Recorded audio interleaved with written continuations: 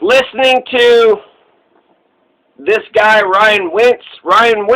And they asked me if I had tweeted anything the day before threatening to kill a sitting member of Congress, which did not happen. And I repeated multiple times that I never said that, and I have no intention of doing that.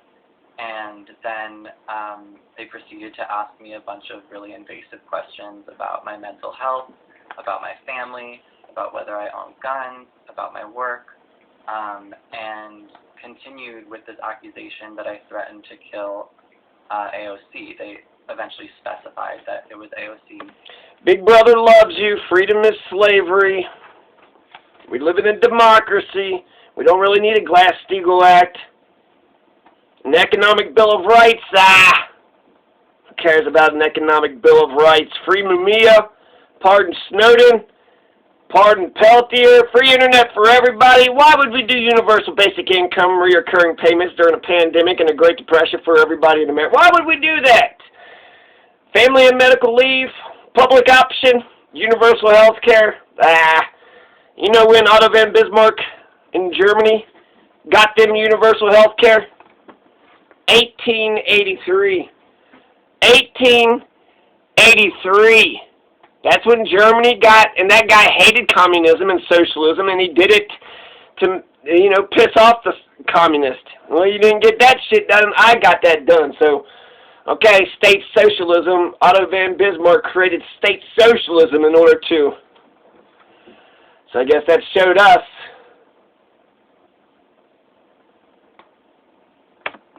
And they were there on behalf of the Capitol Police, and there was a tweet that was flagged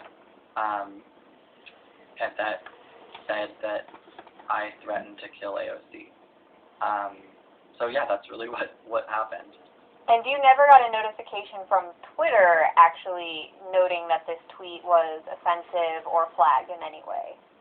No, and I've had tweets reported before, so I know how that works, and I didn't get any report from Twitter.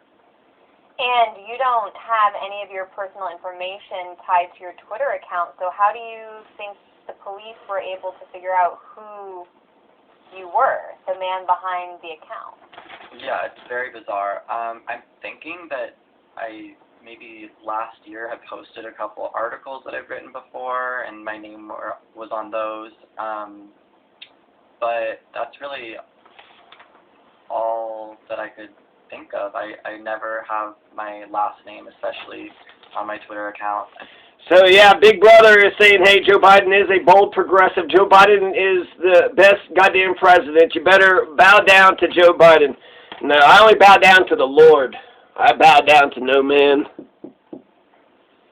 And you're going to sit there and tell me what? Okay, college, all that, expensive debt and Employee Free Choice Act. We still got the Patriot Act, right? No instant runoff voting. Puerto Rico, D.C., they're not states. Police brutality all over the place. No public option. No Medicare for all. Still got war in Palestine, Venezuela, Yemen, Cameroon. Homelessness everywhere. Every city you go to in America. Hey, come to the United States. You want to see people that don't live in homes? We got them in every town, village, city, county in America. We got we could get rid of homelessness. $5 billion. It would be just a tiny percentage of the $1 trillion that we just fucking spent. Instead, we spend it on all this other bullshit, and yet the homeless stay homeless, the poor stay poor.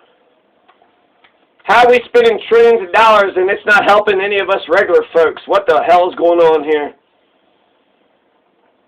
No land reform, no universal basic income. I guess internet's still working, so there's some. I mean, now at this point it might as well, but yeah, I just have Human Rights Watcher, and then my handle, which is a queer a la mode, but they knew my name, they knew where I lived, and it was really weird. Glad with Clorox keeps all your trash all under control. Yeah, I'm sure it was. Even when it's all to have cops say that. So are you Twitter at queer a la mode? Even if it wasn't necessarily AOC who reported the tweet, though I question if the Capitol Police would go so far into an investigation if it wasn't actually a member of Congress making the claim against someone. What does all of this reveal? Because it's part of a wider trend. We've seen AOC. She's been the target of criticism, especially over the past few months. What does it reveal about the Democratic Party and whether or not progressive forces such as AOC or people like yourself, whether they can be... Yeah, Ryan Wentz. What say you, Ryan Wentz? What's the implications of this? Right. I mean, I think that on a... If you tweet something AOC doesn't like, jackbooted thugs will come to your house. So what can we learn from this? Is there a lesson here? What's the lesson? A lot of issues, AOC has fallen short in her analysis, whether it's, or her criticisms of Democratic leadership, whether it's, her silence on Biden's strike on Syria, her weird response about the horrific conditions at the border, and then the response that she had to the Capitol riots.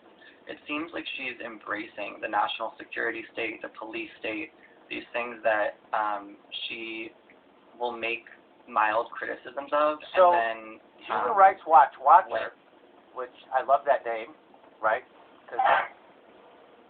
Because we're the watchdog, but who watches the watchdog? The watchdog does, and we're the watchdog. So I'm really shaken up right now. I was just visited by 2 plainclothes police officers from California Highway Patrol at my home.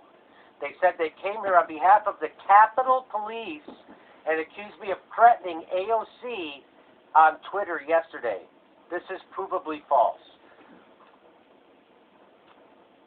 Christopher Van Claveren. Christopher Van Claveren is the You want to see what that California Highway Patrolman's name is. This video of AOC giving a word salad about Israel-Palestine. Want to hear it? What actions do you think can be taken to support To explore AOC's record on Palestine, I spoke with founder of the Electronic Intifada, Ali Abu Nima. He recently penned an article titled, AOC Panders to Israel Lobby. Ali Abu Nima, welcome to Redlines.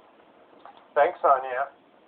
There's been a lot of attention brought to the word salad, the comments AOC made when she was recently asked about peace between the Palestinians and Israel. We'll come back. towards peace, both between Israelis and Palestinians, as well as within the entire region, such as the Abraham Accords?